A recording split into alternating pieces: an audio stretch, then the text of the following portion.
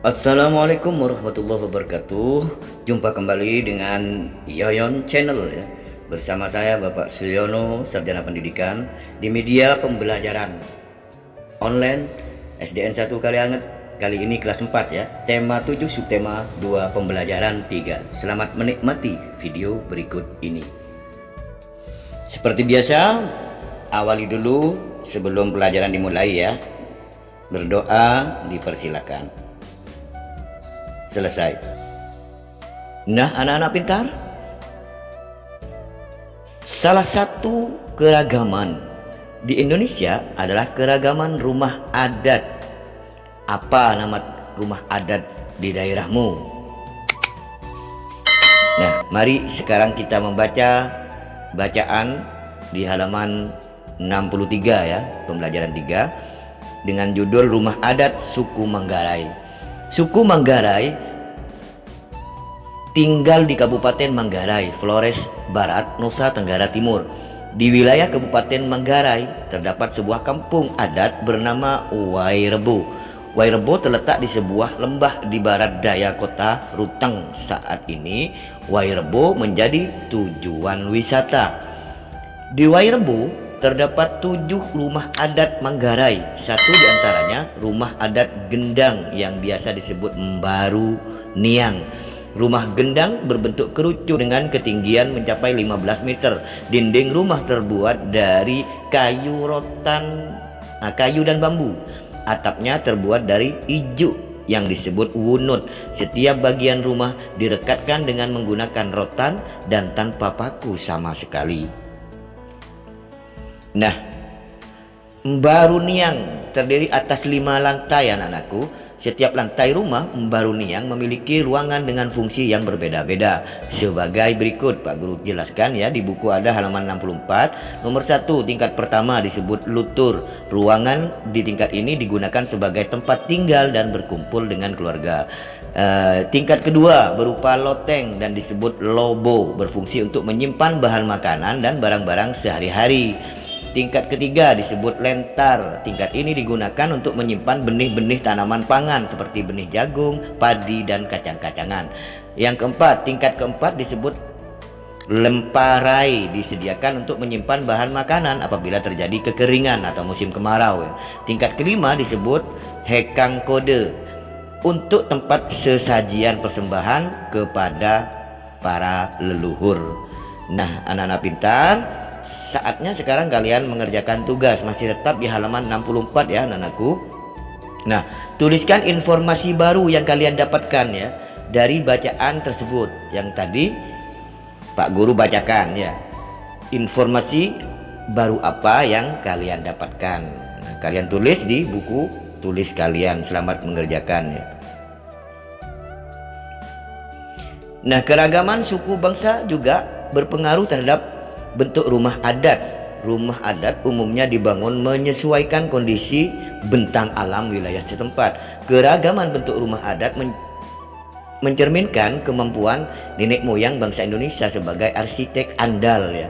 Tidak hanya unik ya anak-anakku, bentuk rumah adat mengandung makna dan simbol tertentu. Nah,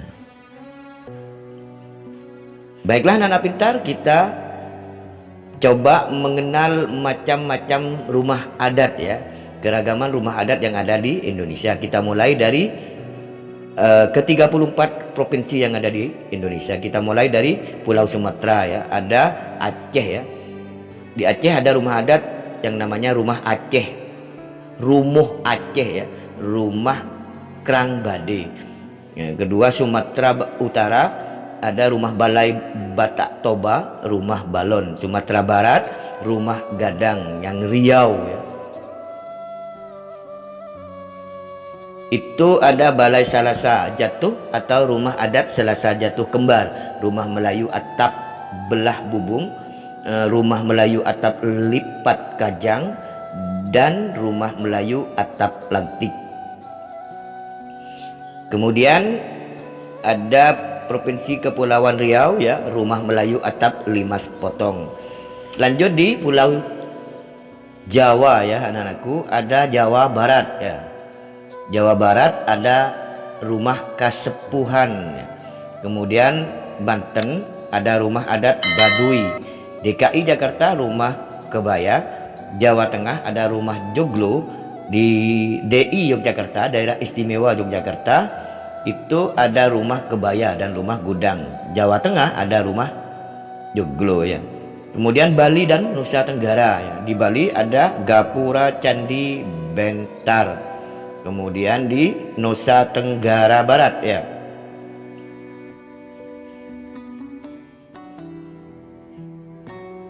ada dalam Udira Sumedang ya. Lanjut di Pulau Kalimantan ya anak-anakku. Di Pulau Kalimantan ada Kalimantan Barat ya. Di Kalimantan Barat ada rumah Pajang. Di Kalimantan Tengah ada rumah Betang. Di Provinsi Kalimantan Utara ada rumah Balai. Di Kalimantan Timur rumah Lamin. Di Kalimantan Selatan ada rumah Banjar. Lanjut di Pulau Sulawesi ya anak-anakku. Di Provinsi Sulawesi Utara ya, ada Laikas, rumah adat namanya. Di Gorontalo ada rumah adat Dalaupa. Di Provinsi Sulawesi Tengah ada Souraja atau rumah raja atau rumah besar, rumah Tambi. Di buku kalian bisa dipelajari lagi halaman 66 ya anak-anakku. Lanjut Pak Guru bantu. Di Maluku ya, ada Maluku Utara juga ya. Nah, kemudian di Papua ada Papua Barat ya. Ada Hanai, ya. Ada rumah Hanai. Dan di Papua ada Honai ya. Di Maluku Utara tadi ada rumah Baileo ya. Nah, begitu beragam rumah adat di Indonesia anak-anak pintar. Setiap rumah adat mempunyai keunikan yang berbeda dari rumah adat lainnya. Keragaman rumah adat di Indonesia menjadi kekayaan budaya ya, yang dapat kita banggakan. Nah, sekarang saatnya kalian melaksanakan tugas lagi ya. Perhatikan gambar rumah di samping ini ya. Ini dari Provinsi Maluku dan Maluku Utara. Memiliki ukuran rumah yang besar, tidak bersekat dan tidak berdinding, memiliki ukiran dan ornamen yang unik, terus memiliki struktur rumah panggung dan pembuatan rumah murni menggunakan kayu dan tidak menggunakan paku sama sekali. Seperti yang sudah Pak Guru jelaskan tadi ya. Kemudian keunikan rumah adat Souraja ya. Nah, di buku ini kalian ditulis di buku tulisnya ya anak-anakku. Rumah adat yang memiliki nama lain rumah Tambi ini dibangun dengan ukuran rumah kecil dikarenakan untuk tempat tinggal masyarakat umum. Atap dari daun hijau yang sangat panjang dan anak tangga bagi penghuni rakyat biasa berjumlah ganjil, sedangkan untuk tetua adat berjumlah genap. Ya, seperti itu ya anak-anakku. Di halaman 67 ya. Di buku itu kosong, tapi di video ini Pak Guru sudah isi.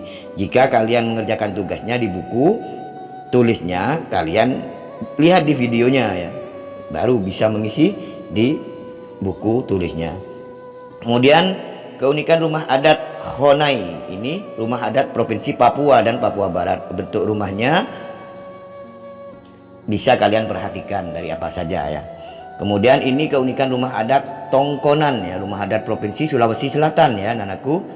Bagian atap mirip perahu, bagian badan rumah dihiasi ukiran khas Toraja, bagian depan dihiasi dengan tanduk kerbau. Pintu dan jendela kecil tujuannya adalah untuk menghalau udara dingin agar rumah lebih hangat, dan letak posisi yang harus menghadap utara membelakangi selatan.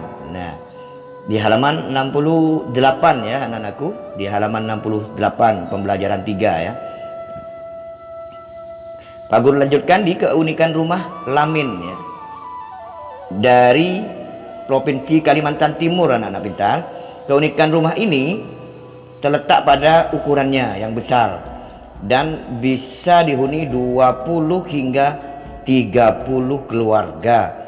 Rumah Lamin juga memiliki ciri khas yang membuatnya bisa langsung dikenali. Antara lain, rumah warna khas yang digunakan adalah hitam dan kuning. Kayu yang digunakan adalah jenis kayu ulin yang terkenal kuat anak-anakku ya. Halaman rumah dihiasi patung dan totem. Ruang tidur pria dan wanita dibedakan, dan masih banyak lagi lainnya. Nah, demikian ya anak-anakku, saatnya kalian mengerjakan tugas lagi ya. Jawablah soal-soal berikut dengan tepat ya. Yang pertama, dari provinsi manakah kalian berasal? Kemudian yang kedua, apa nama rumah adat provinsi asal kalian tersebut? Berikutnya, tuliskan keunikan dari rumah adat provinsi asal kalian secara lengkap. Nah, seperti itu ya anak-anakku. Selamat mengerjakan. Nah, demikianlah ya anak-anak pintar. Pembelajaran hari ini ternyata sudah berakhir ya, dan mudah-mudahan sedikit ada manfaatnya. Akhir kata dari Pak Yon, wassalamualaikum warahmatullahi wabarakatuh.